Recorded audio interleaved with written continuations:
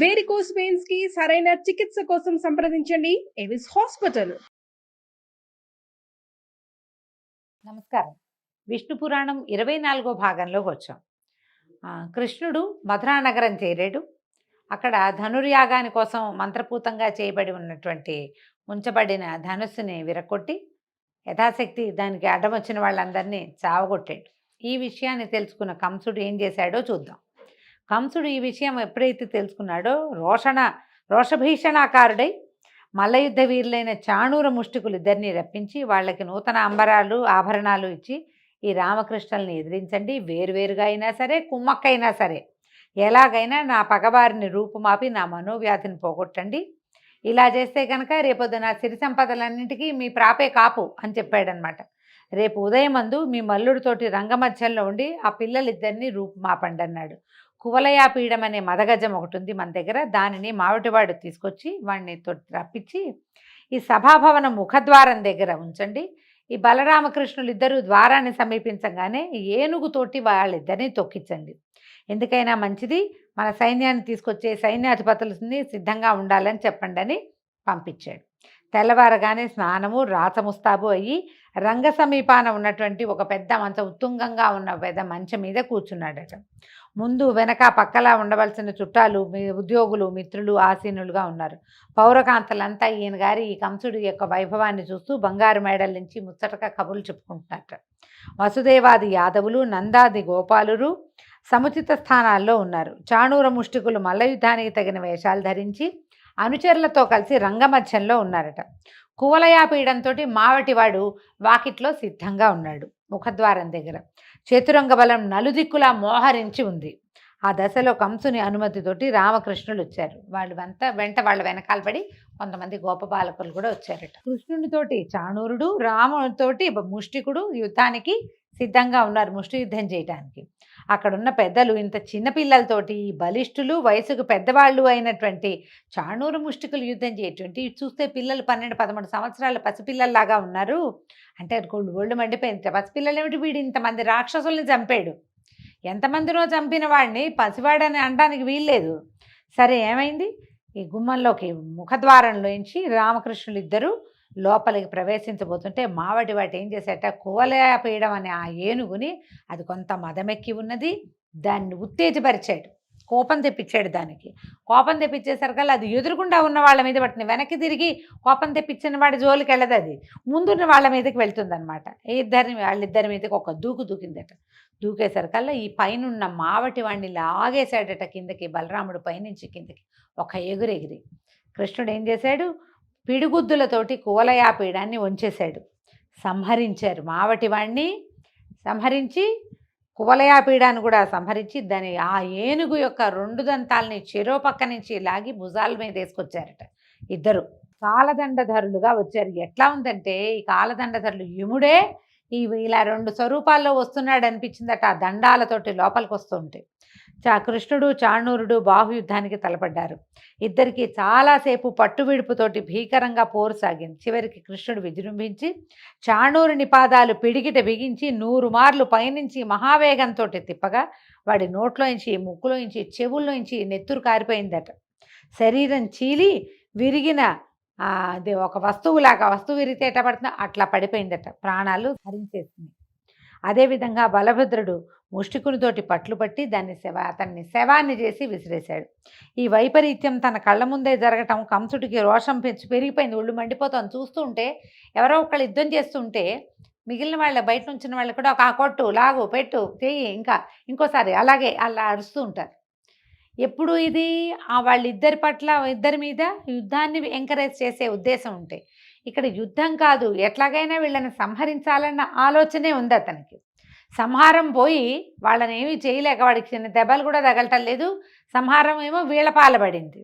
ఈ వైపరీత్యం చూసేసరికల్లా కోపం పట్టలేక దేవకి వసుదేవుల్ని చెరసాలలో బంధించండి, నా తండ్రి ఉగ్రసేనుడి తల తెగ నరకండి, యదువృష్టి కాంభోజ అంధకారులను వాళ్ళందరినీ కొర్రుళ్ళు నాటి బాధించండి, నందాదులను గొల్లలను చితకొట్టి వాళ్ళ ఆలమందలను ఆస్తిపాస్తుల్ని కొల్లగట్టండి అని ఆజ్ఞలు జారీ చేసి, నేను ఈ పిల్లలు బలరామకృష్ణుల పని పడతానని వాద్యాలు వాయించద్దని చతురంగ బలాన్ని రమ్మని ఆజ్ఞాపించగా ఆజ్ఞాపించాడు, అరిచి కేకలు పెడుతున్నాడు అనమాట. ఇప్పుడు ఇద్దరు గెలవంగానే వెంటనే వాద్యఘోష వినపడుతుంది, గెలిచారు గెలిచారు శభాష్ అని. శభాష్లు వద్దంటున్నాడు అనమాట. ఈ చతురంగ బలాల్ని కూడా వచ్చేసేయమన్నాడు రంగం మీదకి అనేసరికల్లా కృష్ణుడు ఏం చేశాడట, ఒక్క ఎగురెగిరి ఏ మంచం మీద అయితే కంసుడు ఉన్నాడో అక్కడికి ఒక ఎగిరి పైకి వెళ్ళాడట. ఎగిరి కిరీటాన్ని పడగొట్టి తలను వక్షానికి అదిమి ఒక్క తాపులో కిందకి దోసి కుప్పిగంతులు వేసి వీపు మీద తన్నాడు. ఇంకా చెప్పేదేముంది, వాడి ప్రాణవాయువు వాయువులో కలిసిపోయింది. కంసవధ ఇట్లా విచిత్రంగా ఏ ఆయుధంతో కాకుండా ఒట్టి తలపోటు పిడికిటి పోట్లతోటే అతని హరించుకుపోయింది. పువ్వుల వాన కురిసిందట ఆకాశం నుంచి. దేవదుందుభులు మోగాయి, గంధర్వులు మనోహరంగా పాటలు పాడారు పైనుంచి. బలరాముడు కంసుడు తమ్ముడిని కూడా అలాగే చాళ్ళు చేతులు కూడగట్టి మీదకెక్కి గిరగిరా తిప్పి కిందకి పడగొట్టాడు. ఆ దెబ్బతో వాడి ప్రాణాలు కూడా అన్న ప్రాణాల్లాగానే అంతరించుకుపోయాయి. ఈ సంఘటన చూస్తున్న యాదవులు నందాదులు పరమానందులయ్యారు. తర్వాత బలరామకృష్ణుడు దేవకీ వసుదేవుల వద్దకు వెళ్ళి పాదాభివందనాలు చేయగా మహానందంతో వాళ్ళ కుమారులని కౌగిలించుకున్నారు. మీరు దేవతలకు కూడా అసాధ్యాలైన పనులు చేస్తున్నారు. మా అదృష్టవశాత్తు కొడుకులుగా పుట్టిన ఆ వాసుదేవుడే మీరు. మీ మాయకు లోబడి మేము గుర్తించలేకుండా ఉన్నాము. మా ఎందున్న మాయను పోగొట్టి భక్తితో మా జీవితాలను పెనవేసి మా ఎందున్న అపరాధాలను బాపి రక్షించమని భగవత్ ప్రార్థన చేస్తున్నట్టుగా కుమారులని ప్రార్థించారట. అప్పుడు కృష్ణుడు, అలా అనకండి, మేము మీ పిల్లలం, ఆదరాభిమానాలతో మీరు మమ్మల్ని పెంచుకోవాలి అని చెప్పి తన మాయ చేత వారి వివేకాన్ని తెరగప్పి అలాగే అక్కడ ఉన్నటువంటి బంధుమిత్రాదులందరినీ చూసి సముచిత రీతితోటి మాట్లాడారు. బాబాయి మామయ్య అందరినీ కుశలం కనుక్కున్నారనమాట. కంసుని అంతఃపుర కాంతలు వచ్చి ఈ భర్త యొక్క కళేబరం మీద పడి తలా వక్షం గుండెలు బాదుకుంటూ ఏడవడం ప్రారంభించగా కృష్ణుడు వాళ్ళ దగ్గరికి వెళ్ళి వాళ్ళ దుఃఖాన్ని పోగొట్టి మాటలతో ఓదార్చి పంపించాడు. ఒకప్పటి యయాతి పలికిన శాపం వల్ల యాదవులకు రాజ్యాధికారం చెల్లదన్నది స్మరించి అలాంటి కాంక్ష లేనివాడై వెళ్ళి చెరసాలలో బద్దుడై ఉన్న ఉగ్రసేనుని విడిపించి తీసుకొచ్చి కంసునకు పారలౌకిక క్రియలు వారి చేత చేయించి రాజుగా పట్టాభిషేకం చేయించి అక్కడికి వచ్చిన రాజులందరినీ పరికించి చూసి ఇట్లా అన్నాడట, ఈ క్షణం నుంచి యాదవులు మిగిలిన వారు నేను మా అన్న నీకు అనుకూలంగా ప్రవర్తిస్తూ ఉంటాం. ఏలాంటి నెదురు బెదురు లేక పరిపాలన సాగిస్తూ ఉండని ఉగ్రసేనుడికి ధైర్యం కలిగించి వాయువుని ఆహ్వానించాడట. ఇంద్రుడి వద్దకు వెళ్ళి నేను ఇమ్మన్నానని చెప్పి సుధర్మను అడిగి తీసుకురా అని అడగంగానే వాయుదేవుడట అమరావతికి వెళ్ళి సుధర్మని తీసుకొచ్చాడు. సుధర్మ అంటే దేవసభట. సుధర్మని తీసుకొచ్చాడట. ఉగ్రసేనుడు ఆ సభ మధ్య పీఠాన కూర్చుని ఈ సుధర్మ అనే దేవసభని భూలోకానికి మన ద్వారకా అనకూడదు మధురా నగరానికి తీసుకొస్తే ఇక్కడ ఈ ఉగ్రసేనుడు ఆ సుధర్మలో కూర్చునే పాలన చేసేవాడట. ఈ విధంగా కృష్ణలీల చెప్పగా విన్నటువంటి మైత్రేయుడు మహాత్మా శ్రీకృష్ణుని బాల్యలీలలు విని పరమానంద భరితుడయ్యాను. ఆ అవతార పురుషుని తర్వాతి వృత్తాంతము అలాగే బలభద్రుని చరిత్ర కూడా వర్ణించి చెప్పు, వివరంగా చెప్పమని మైత్రేయుడు అడిగేసరికల్లా పరాశర మహర్షి ఇట్లా చెప్తున్నారు. ఇలా ఉగ్రసేనుని యాదవరాజుగా పట్టాభిషిక్తుని చేసి అతని చేత నానా యజ్ఞాలు ఎన్నో రకాల యజ్ఞాలు చేయించి అన్నదమ్ములిద్దరూ విద్యార్థులై అవంతిపురానికి వెళ్ళి వేదశాస్త్ర పారంగతుడైన సాందీపుడు అని కూడా అంటారు, ఆయనకి శిష్యులయ్యారట. తర్వాత కొంచెం పెద్దవాళ్ళు అయ్యాక మామూలుగా 8వ ఏటే గురువాశ్రమాలకు వెళ్ళిపోతారు. కానీ వీళ్ళు 12-13 సంవత్సరాలు వచ్చేదాకా వెళ్ళాల, ఇక్కడే ఉన్నారు. అప్పుడు పంపించారు చదువుకి. పంపించేసరికల్లా అక్కడికి వెళ్ళి 64 విద్యలు 64 దినాలలో నేర్చుకున్నారట. గురువు అబ్బురపాటుతో చూసేట, అయ్యో ఏమిటిది భగవద్విలాసం, ఇట్లా వచ్చింది వీళ్ళకి అని. ఈ శిష్యులు ఏమన్నారట, గురుదేవా మేము మీకోసం ఏం చెయ్యాలి, మీకేం కావాలో చెప్పండి, అదే మేము మీకు సమర్పించే గురుదక్షిణ అని అడిగేసరికల్లా అప్పుడు ఈయన ఏం చెప్పాడట, ఈ సముద్రం పక్కనే ప్రభాసం అనే తీర్థం ఉంది. ప్రభాస తీర్థం అహ్మదాబాద్కి దగ్గరలో ఉంటుంది, గుజరాత్లో ఉంది. అక్కడ దానిలో నా కొడుకు చిన్న వయసు వాడు పడి మరణించాడు, వారిని బతికించి తీసుకురండి అని అడిగాడట. అప్పుడు ఈ బలరామకృష్ణులు ఇద్దరు అస్త్రశస్త్రాలు ధరించి సముద్రం దగ్గరికి వెళ్ళగా సముద్రుడు భయపడి ఘోషించాట, పెద్ద మోత వచ్చిందట సముద్రంలోంచి. అప్పుడు పంచజనుడు అనే రాక్షసుడు శంఖరూపుడితోటి ఆ బ్రాహ్మణ బాలుని చంపాడు అని శబ్దం అనమాట ఆ ఘోషలోంచి. ఈ సముద్రుని ఘోషను అర్థం చేసుకున్నటువంటి కృష్ణుడు అన్నను గట్టు మీద ఉండమని సముద్రంలోకి ప్రవేశించి పంచజనుడనే వాడిని సంహరించి వాడి శంఖరూపమైన ఎముక ఘోషించేటట్టుగా చేశాడట. ఆ నాదం రక్కసులకి భీకరము, వేల్పులకి ప్రమోదకరము అయిందట. తర్వాత కృష్ణుడు యమలోకానికి వెళ్ళి తన రాక యమునకు చెప్పి గురుపుత్రుణ్ణి తీసుకొచ్చి గురువుకి అప్పచెప్పాడు. తదుపరి అన్నదమ్ములు గురువుకి నమస్కరించి సెలవు తీసుకుని మథురా నగరానికి వెళ్ళిపోయారట. అంత జరాసంధుడికి కంసవధ గురించి తెలుసు ఆల్రెడీ. జరాసంధుని కూతుళ్ళిద్దరూ కంసుని యొక్క భార్యలుగా ఉన్నారు. ఆయన భార్యలుగా అస్థి ప్రాస్తి అనేవాళ్ళు ఆయన సొంత కూతుళ్ళు అనమాట. కృష్ణుడి వల్ల వాళ్ళకి వైధవ్యాన్ని, ఆయన కోపం వచ్చింది, కృష్ణుడి వల్లే వాళ్ళకి వైధవ్యం వచ్చింది, వాడి సంగతి చెప్పాలనుకున్నాడు. 23 అక్షౌహిణుల బలంతో మధుర మీదకి దండెత్తి వచ్చాడట. చాలా పెద్దదండి 23 అక్షౌహిణులు అంటే భారత యుద్ధం కంటే పెద్దది యుద్ధం అనమాట. రామకృష్ణులకి వీళ్ళకి సైన్యం తక్కువ ఉంది మధురా నగరంలో. వీళ్ళు తక్కువ సైన్యంతో ఎదిరించారు. తగిన విల్లు, ఆయుధాలు, అమ్ములు ఏమీ లేవు వీళ్ళ దగ్గర. అయితే ఎప్పుడైతే ఈ ఆయుధాలు లేకుండా కృష్ణుడు యుద్ధరంగానికి వచ్చాడో ఆకాశం నుంచి అక్షయమైనటువంటి బాణాల అమ్ముల పొదులు, అక్షయ తూణీరాలంటారు, తీసిన కొద్దీ వస్తూనే ఉంటాయి, అయిపోవు అనమాట. శార్ంగమలే విల్లు, కౌమోదకి అనే గద కృష్ణుని ముందు, తర్వాత బలిష్టమైన ముసలం అంటే రోకలి, హలం అంటే నాగలి, ఈ రెండు బలరాముని ముందు పడ్డాయి. వాటిని ధరించి ఇద్దరు ఈయనేమో ఇది భుజాన్ని వేసుకుని, రోకల్ని ఒక భుజాన్ని వేసుకుని, ముసలాన్ని రెండో చేత్తో పుచ్చుకుని బలరాముడు ఈ విల్లు, తర్వాత అక్షయ తూణీరాలు భుజానికి తగిలించుకుని ఇంకో చేత్తో గదని పట్టుకుని కృష్ణుడు యుద్ధానికి వెళ్ళారట. విపరీతంగా ధరించారు, దారుణంగా రణం సాగించారు. జరాసంధుడు ముందు వెనక చూడక రణరంగాన్ని విడిచి పారిపోయేటట్టుగా చేశాడు. ఈ విధంగా బలరాముడు 18 సార్లు మధురా నగరం మీద దండెత్తారు. ప్రతిసారి రామకృష్ణులతోటి చావు దెబ్బలు తినే పారిపోయారు. తర్వాత నారదుడు ప్రేరేపించగా కాలయవనుడనే యవన ప్రభు మధుర మీదకి దండెత్తి రావడాన్ని తెలుసుకుని ఈ కృష్ణుడు ఏమనుకున్నాడట ఆలోచించి, ఎవరికీ ప్రవేశ శక్యం కానట్టుగా ఒక నగరాన్ని కల్పించాలని సంకల్పించాడు. ఒక నగరాన్ని ఏర్పాటు చేసుకోవాలని. అది ఎక్కడ చేయాలనుకున్నాడు? సముద్రంలో చేయాలనుకున్నాడు. 100 యోజనాల వైశాల్యము, ప్రాకారము, అగడ్తలు, చక్కని పూతోటలు, కోనేళ్లు, లెక్కకు మిక్కిలిగా సుందర మందిరాలు కలిగినటువంటి నగరాన్ని ఏర్పరిచి సముద్రంలో దానికి ద్వారక అని పేరు పెట్టాడు. మధురలో ఉన్న వారందరినీ అక్కడికి పంపించి చతురంగ బలాలతో బలభద్రునే సంరక్షకుడుగా నియమించాడు. కాలయవనుడు గొప్ప సేనతో మధుర మీదకి దండెత్తొచ్చాడు. కృష్ణుడు బాగా ఆలోచించాడు ఎట్లా వీడిని చంపటం అని. అయితే ఏ ఆయుధము లేక రిక్తహస్తాలతోటి కాలయవనుని వద్దకు వెళ్ళి తన పేరు చెప్పి, నేను పరిగెత్తుకుంటూ పోతూనే ఉంటాను, చేతనైతే వెంట తగిలి పట్టుకొని పరిగెత్తాడట. పెట్టేసరికల్లా ఈ యవన రాజు పరిగెత్తుకుంటూ ఆయన వెనకాల వెళ్ళాడు. వెళ్ళేసరికి వెళ్ళగా ఒక కొండ గుహలోకి ప్రవేశించాడట కృష్ణమూర్తి. ఈ కాలయవనుడు కూడా అదే గుహలోకి ప్రవేశించాడు. ఆ గుహలో ఒక విశాలమైన వేదిక, దానిపై ముసుగు వేసుకుని పడుకున్నాడు ముచికుందుడనే ఒక రాజుగారు. ఆయన కొంతకాలం క్రితం దేవదానవులకి మధ్యలో జరిగిన యుద్ధంలో దేవతల పక్షాన ఉండి రాక్షసుల్ని చంపి దేవతల వల్ల 2 వరాలు పొందాడట. ఏమిటి? నాకు యుద్ధశ్రమ తీరే వరకు చాలా కాలం, యుగాలైనా సరే నిద్రపోవటం, నిద్రలో ఉండగా వచ్చి బలాత్కారంగా లేపిన వాళ్ళు ఎవరైతే వాళ్ళు తన దృష్టికి దొరికితే వాడు కాలిపోవాలి, వాడు సర్వనాశనం అయిపోవాలి, నన్ను నిద్ర లేపకూడదు. ఎవడు నా కంటి చూపుకి దొరుకుతాడో వాడి బూడిదయ్యేట్టుగా దేవతల దగ్గర నుంచి వరం పొందాడు. వరం పొందితే ఈయన ఏం చేశాడు? కృష్ణుడు ఆ గుహలలోకి పరిగెడుతూ ముచికుందుడి గృహలోకి ప్రవేశించి అదృశ్యమైపోయాడు. ఈ నిద్రలో ఉన్న ముచికుందుడి గుహలోకే ఆయన ఎక్కడైతే పడుకున్నాడో అక్కడికి కాలయవనుడు పరిగెత్తుకొచ్చి ఈ పడుకుని ఉన్నటువంటి పొడుగాటి స్వరూపము, పచ్చని బట్ట, తల కింద చేయి పెట్టుకుని పడుకున్న స్వరూపాన్ని చూశారు కల్లా కృష్ణుడే పడుకున్నాడని నమ్మి ఏం చేశాడట, కాలయవనుడు ఒక కాలుతో ముచుకుందుని ఒక తన్నుదన్నాడు. తనంగానే ఆయన మెలకు వచ్చి కళ్ళు తెరిచి చూసేసరికల్లా ఆ చూపులోంచి వచ్చిన కోపాగ్ని జ్వాల తగిలి యవనరాజైన కాలయవనుడు నిలువుతా కాలి బూడిదైపోయాడట. చాటుగా ఉన్న కృష్ణుడు ముచుకుందుడి దగ్గరకు వచ్చాడు. అప్పుడు ఎవరు నువ్వు అని రాజుగారు ప్రశ్నిస్తే, వసుదేవుననే యాదవుని కొడుకుని నన్ను కృష్ణుడు అంటారు అనగానే పరిగెత్తుకుంటూ లేచి వచ్చాడట ముచుకుందుడు.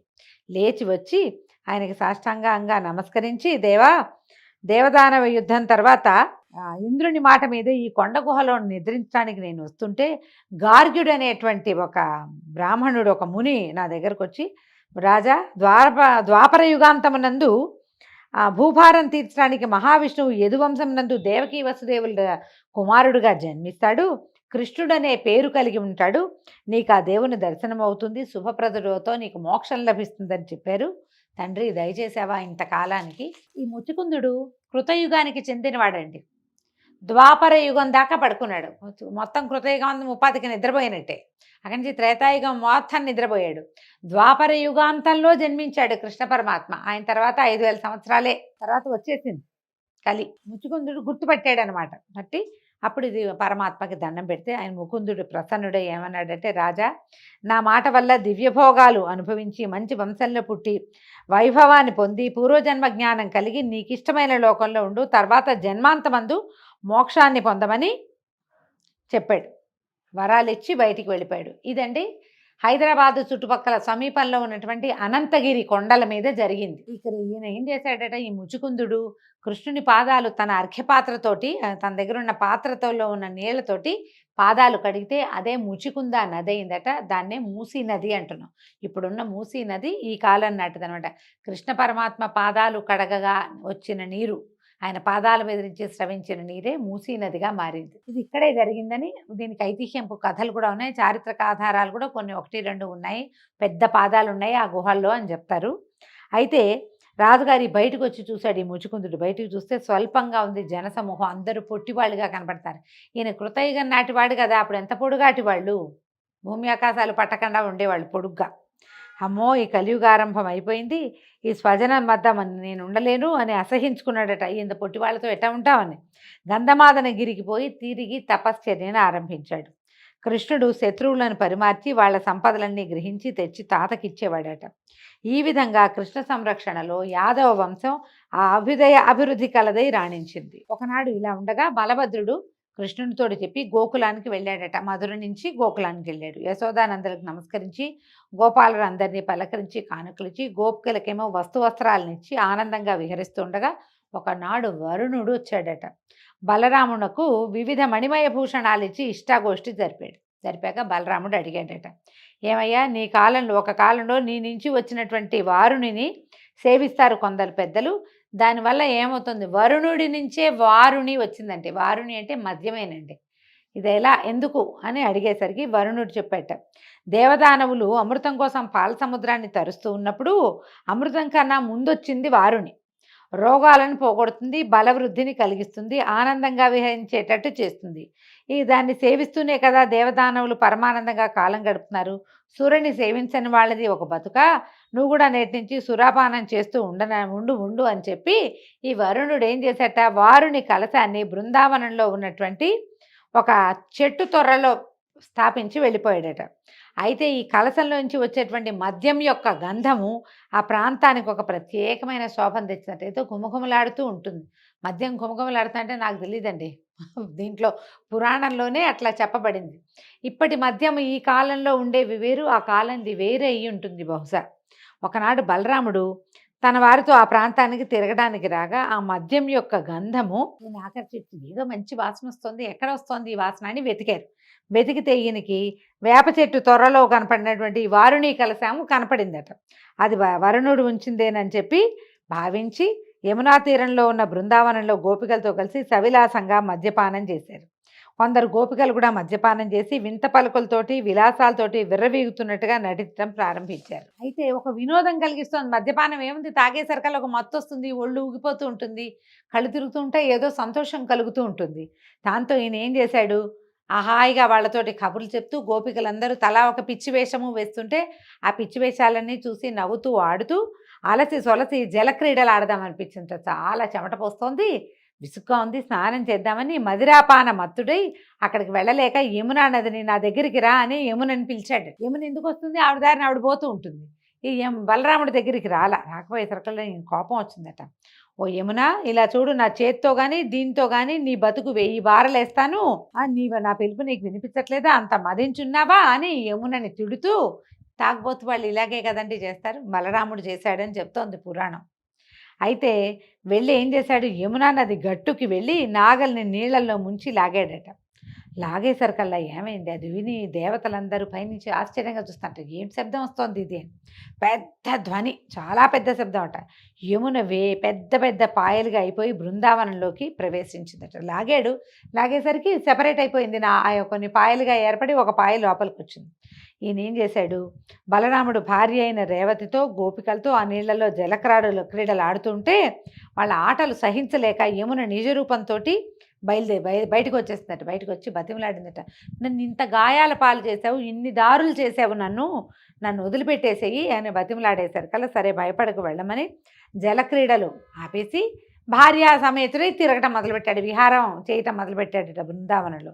అలా వినోదంగా ఉండగా అప్పుడు వరుణుడు ఏం చేశాట, నల్ల కలువల వన్నెలో ఉన్న తలపాగా, కనకరత్న కుండరాలు, నీలాంబరము, తెల్లని పట్టుగొడుగు ఇచ్చి వెళ్ళాడట.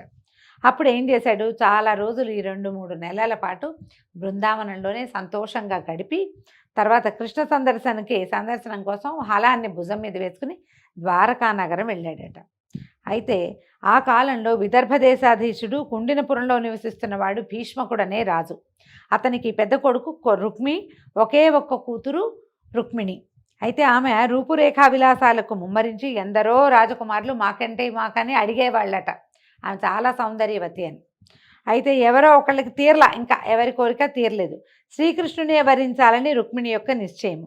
రుక్మిణిని పరిగ్రహించాలని కృష్ణుడు సంకల్పం చేశాడు కూడా. కానీ ఆమె పెద్దన్న అయినటువంటి రుక్మి శిశుపాలుడికి ఇవ్వాలనే పట్టుదలగా ఉంది. చేదిరాజు అయినటువంటి శిశుపాలుడు రుక్మికి స్నేహితుడు. మళ్ళీ శిశుపాలుడు ఎవరో కాదు, శ్రీకృష్ణుడికి 3వ మేనత్త కొడుకు. అతనికి ఈ అమ్మాయిని ఇవ్వాలని భావించారు. రుక్మి మన శిశుపాలుడిని పిలిచారు కూడా, పెళ్లికి తరలి రమ్మని పిలిచారట. ఈ జరాసంధుడితోటి ఇతోధికంగా స్నేహంలో ఉన్నటువంటి శిశుపాలుడు అందరినీ, తన స్నేహితులందరినీ తీసుకుని కుండినపురానికి వచ్చాడట. స్వయంవర వార్త విన్నటువంటి కృష్ణుడు, బలభద్రుడు మొదలైన అన్నదమ్ములతో ఇంకా ఉన్నారు ఆయనకి, సాత్యకి వాళ్ళు తమ్ముళ్ళు, వాళ్ళందరినీ తీసుకుని తగిన బలగంతో బయలుదేరి కుండినపురానికి వచ్చి కొంచెం దూరంగా అందరినీ పెట్టాడట. మనకేం కథ వింటామంటే భాగవతంలో రుక్మిణీదేవి నుంచి ఒక ఉత్తరం వచ్చిందని వింటాము. అలా కాకుండా స్వయంవర ప్రకటన వినే వీళ్ళు వచ్చారని చెప్తోంది పురాణంలో, ఇట్లా చెప్పబడుతోంది. ఆచారం ప్రకారము రుక్మిణి బ్రాహ్మణ సుమంగళులతోటి దాసీజనంతో ఊరు వెలుపల ఉన్నటువంటి దుర్గాలయానికి వచ్చి ఆరాధన చేసి రాజమార్గానికి రాగా కృష్ణుడు ఆమెను చూసి పరిగ్రహించి రథం ఎక్కించుకున్నాడట. ఆ వార్త తెలిసినటువంటి ఆమె అన్న శిశుపాలాదులతోటి కలిసి కృష్ణుడితో యుద్ధానికి సిద్ధపడ్డాడు.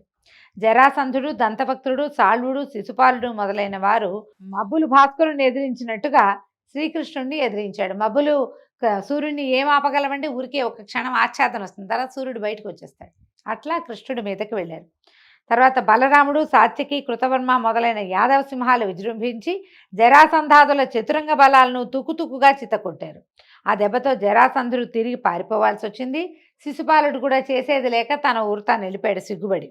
కానీ రుక్మి వదిలిపెట్టలేదట. కృష్ణుడి సంహరిస్తే గాని నగరంలోకి వెళ్ళనని ప్రతిజ్ఞ పలికి ఎదిరించాడట. అప్పుడు కృష్ణుడే తలపడి వాని సైన్యానికి ధైర్యం కలిగించి రుక్మిని గట్టిగా పట్టుకుని, బావా ఊరికే హాస్యం సుమాని తల అక్కడక్కడ గొరిగి వదిలిపెట్టించాడు. పిడిబాకు లాంటిది, పచ్చల పిడిబాకు ఉంది ఆయనకి. ఆ బాకుని తీసి దాంతో తల అక్కడక్కడ బొరియలుగా కట్ చేసి వదిలిపెట్టాడు. తర్వాత విజయలక్ష్మితో సహా రుక్మిణిని తీసుకొచ్చి ద్వారకలో సలక్షణంగా వివాహం చేసుకున్నాడు. అయితే ఈ వివాహానికే రాక్షస వివాహం అని పేరండి.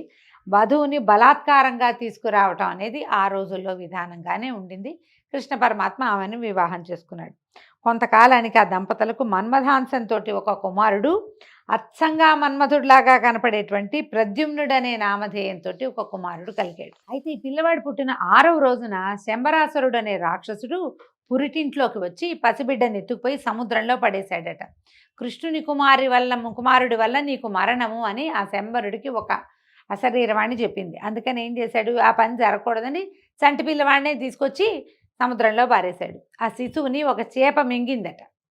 మింగేసరికల్లా ఏమైంది, ఆ మింగిన చేపని ఒక జాలరివాడు పట్టి శంబరాసురుడి కూతురికే తీసుకుపోయి ఇచ్చాడు ఆ చేపని. ఆ చేపను తరిగేసరికల్లా దానికి దాపుగా ఉన్న లోపలున్న శిశువుని చూసి ఆశ్చర్యపోతుంటే నారదుడు వచ్చి అనేసరికి వచ్చి చెప్పాడు, ఏమని, లలన ఈ పిల్లవాడు శ్రీకృష్ణుని కుమారుడు, జాగ్రత్తగా పెంచు అని చెప్పేసరికల్లా ఆవిడ అలాగేనని పిల్లాన్ని పెద్ద చేసింది. అయితే కాగా శంబరునికే ఈ విషయం తెలిసేసరికల్లా పిల్లాడు కొంచెం పెద్దవాడయ్యాడు ప్రద్యుమ్నుడు. అప్పుడు యుద్ధానికి వచ్చాడట. శంబరాసురుడు తెలుసుకున్నాడు కృష్ణుడి కుమారుడు తమ నగరంలోనే పెరుగుతున్నాడని తెలుసుకుని లక్షితుడుగా ఉంటాడు అబ్బాయి. అతనితో యుద్ధం చేసి చేసేసరికల్లా శంబరాసురుని చీల్చి చెండాడేశాడట ప్రద్యుమ్నుడు. అప్పటి వరకు సంరక్షణ చేస్తున్నటువంటి మహిళ మాయావతి ఈ ప్రద్యుమ్నుడిని తీసుకొచ్చి ఇక్కడికి వదిలిపెట్టాడు. ప్రద్యుమ్ని తీసుకొచ్చి ఇక్కడ వదిలిపెట్టింది. ద్వారకా నగరంలో తీసుకొచ్చి అంతఃపురంలోకి తీసుకొచ్చిందట. తీసుకొస్తే అక్కడ వచ్చిన వాళ్ళంతా ఆశ్చర్యపోయారట. అంతఃపురంలో ఉన్న ఆడవాళ్ళంతా అంత అందమైన ఆ కుర్రవాడిని చూసి మాయావతిని చూస్తూ ఎవరు వీళ్ళని ఆశ్చర్యపోతుంటే రుక్మిణి వచ్చి ఆవిడ చూసిందట. అయ్యో ఎవరి కుర్రవాడు, ఆనాడు శివుడి కంటిమంటకి మరణించిన మన్మధుడిలాగా పుట్టాడా, ఏ తల్లికి అన్నది ఇంత నవమన్మధుడైన కొడుకుని, నా కొడుకు బతుకుంటే ఈ వయసులోనే ఉంటాడు కదా అని ఆవిడ కుమారుడిని చూస్తూ కళ్ళనీళ్ళు పెట్టుకుంటుంది. పిల్లాడు ముద్దుగా ఉన్నాడు, నా కుమారుడు కూడా ఇటగే ఉండేవాడు అనుకుంది. కొడుకుని గుర్తుపట్టాలి ఆవిడ. అంతలో నారదుడు లోపలికి వచ్చి, అమ్మ పుట్టిన 6వ నాటి రాత్రి శంబరుడనే రాక్షసుడు ఎత్తుకుపోయిన నీ కొడుకే ఈ యువకుడు అని ప్రద్యుమ్నుని యొక్క వృత్తాంతాన్ని చెప్పాడు. శ్రీకృష్ణుడు దేవుడు, ఆయనేమో ఆదిదేవుడు విష్ణువు, నీవేమో లక్ష్మీదేవి, ఈ యువకుడు సాక్షాత్తు మన్మథుడు, ఈ యువతి రతి, ఈవిడే రతీదేవి, ఇది మీ చరిత్ర, మీ మహిమను ఎవరూ తెలుసుకోలేరని చెప్పి వెళ్ళిపోయాడు. తర్వాత ఎవరి వల్ల అయితే పెంచబడ్డాడో ప్రద్యుమ్నుడు, ఆమె మాయావతినే వివాహం చేసుకున్నాడు. దీంతో ఈరోజు విష్ణు పురాణపు గాథలు పరిసమాప్తం అండి. రేపు ఉదయం మళ్ళీ తర్వాత గాథలో కలుసుకుందాము. నమస్కారం.